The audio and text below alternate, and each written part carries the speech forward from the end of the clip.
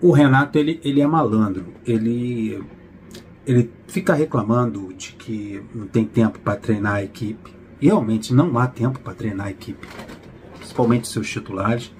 Jogo durante a semana e final de semana. Então ele encontrou um meio, está sendo questionado por alguns torcedores. Por que ele não viajou para o Chile? Por que ele não foi para lá?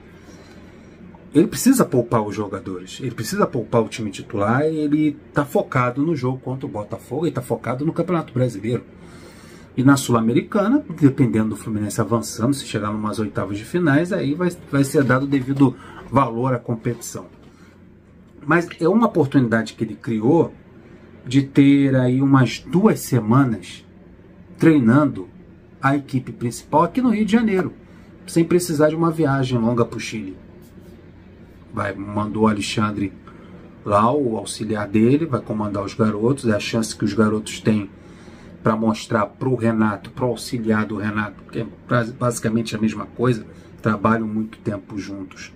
Esses garotos mostrarem que eles podem ser utilizados, é importante para o clube, é muito importante para a diretoria, principalmente no meio do ano, se há uma necessidade ou não. O meio do ano é logo ali, tá? Estamos chegando em maio já, perto de um Mundial que é no meio do ano, junho, julho. Mostrar que não há necessidade do Fluminense gastar mais dinheiro com contratação, principalmente para as laterais. Léo Jans, agora o Fidelis, que vai fazer a estreia na lateral direita. Tem o Davi, tem o Caio Amaral, tem vários outros jogadores, né? Doman, cara, o Wallace Davi. Essa molecada precisa mostrar à diretoria, à comissão técnica, ao Renato e ao seu auxiliar, numa fogueira danada, que é uma Copa Sul-Americana, que é um jogo internacional, no Chile, fora de casa, mostrar que podem sim ser utilizados e aproveitados e economicamente viável para o Fluminense, sem precisar ir ao mercado, porque é só olhar para a base. A gente fica pedindo tanto a utilização desses garotos aqui no canal, e na hora que pode ser utilizado, a gente não tem como dizer não.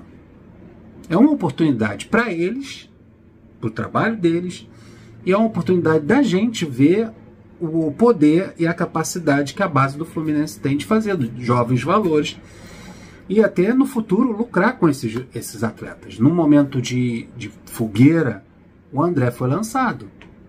O André era a terceira, quarta opção na posição de volante. Teve uma virose, um monte de volante ficou gripado, aí colocaram o André, ia ser até emprestado para o Botafogo ou para outro clube.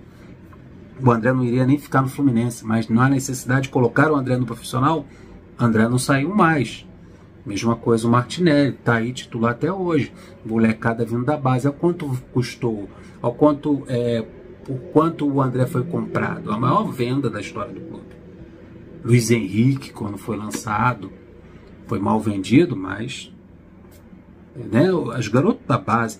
Xerém não é só para abastecer os profissionais, infelizmente. É também para trazer dividendos, trazer dinheiro para os cofres do clube.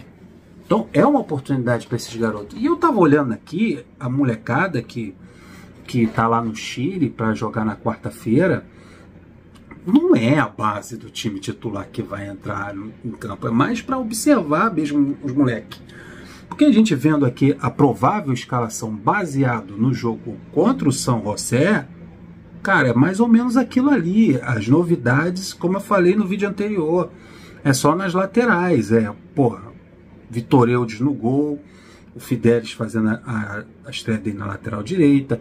Você vai ter 2 zagueiros experientes, que é o Manuel e o Thiago Santos, que vão dar o suporte a esses laterais jovens, que tem o Léo Jans na lateral esquerda, que já vai fazer o seu segundo jogo com a camisa, profissional. Então essa dupla de zaga vai poder trazer experiência para esses laterais. Bernal e Nonato são profissionais. O Lescano vai ter a chance dele, começando a partida, de que pode ser aproveitado e utilizado pelo Renato.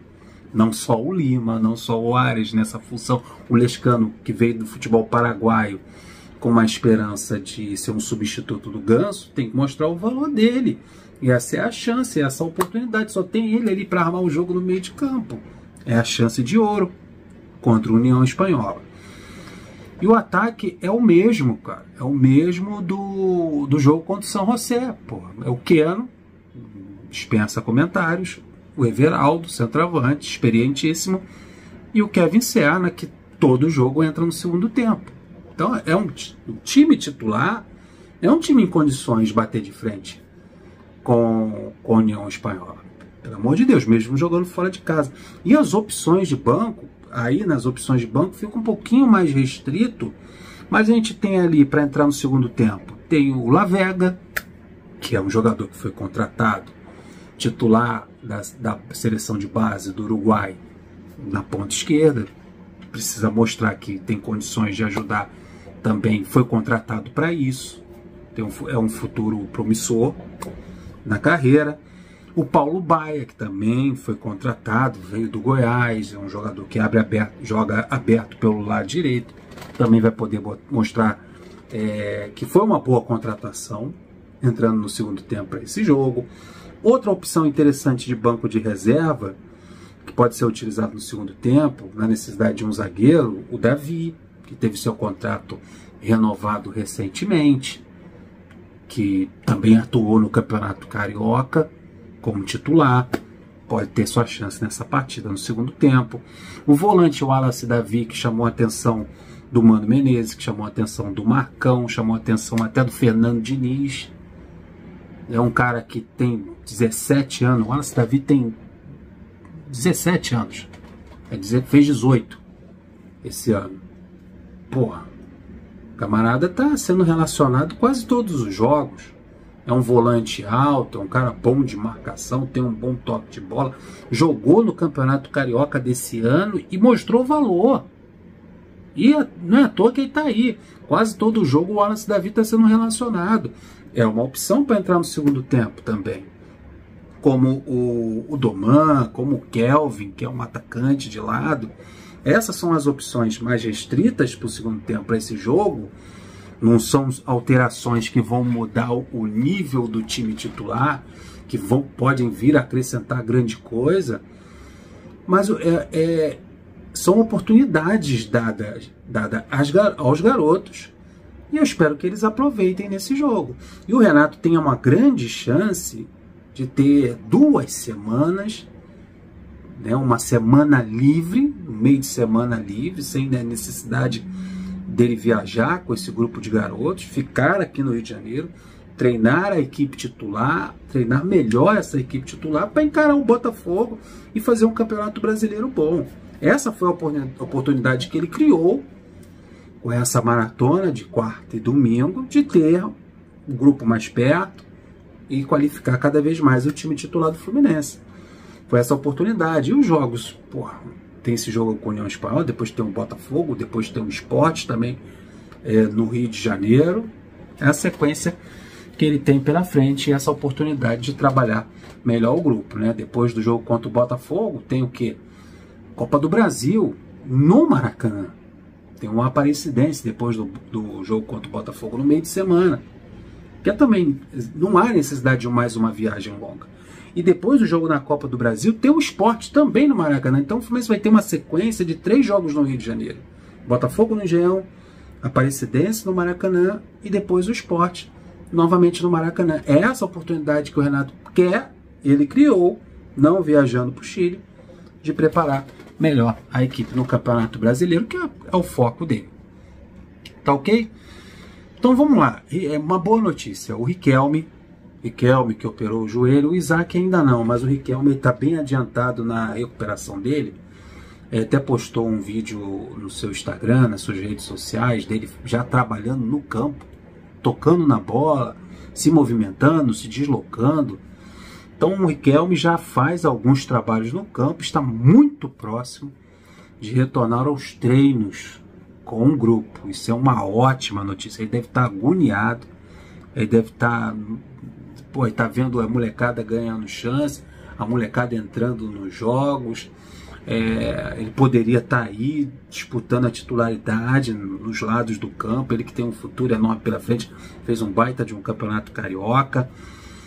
Lamentamos muito pela contusão séria que ele teve no joelho. E agora, no momento que o Renato chega no grupo e começa a dar chance aos garotos, aí, amigo, ele deve estar agoniado, se dedicando, focado, e mostra que é um garoto muito profissional, apesar pela idade pouca que ele tem, né? O Riquelme, acho que tem nem 19 anos. Ele está mostrando focado na recuperação e está muito próximo de retornar e ser mais um reforço para o ataque do Fluminense. Então é isso, cara. Tô animado aí com essa molecada na quarta-feira, porra. Gustavo Ramalho, 20 anos, Kevin tem 20 anos, Caio Amaral tem 20, Davi com 20, Gustavo Sintra tem 19 anos, tem o Wagner, que é lateral esquerdo, viajou para lá, o moleque tem 17 anos, o Wagner, lateral esquerdo. Pô, então o Léo Jans tem 19, Fabinho 19, Doman 29, Thiago Henrique 20, tem o Kevin, tem 18 anos. Legal, cara. Vamos ver essa molecada aí. E tô torcendo muito para uma boa vitória do Fluminense na quarta-feira, pelo menos sair lá do Chile com um resultado interessante, apesar dos desfalques desse time reserva em campo. Deixa o like, se inscreva no canal. O que você acha disso aí, do Fluminense, do Renato escolher ficar no Rio de Janeiro, mandar a garotada e os reservas lá para o Chile, se dedicar ao Campeonato Brasileiro, a briga pela liderança, o jogo contra o Botafogo no sábado, essa semana aí que ele vai ter livre para trabalhar com a equipe. Quero saber a opinião de vocês. Deixa o like, se inscreva no canal, compartilha. Até o próximo vídeo. Fui!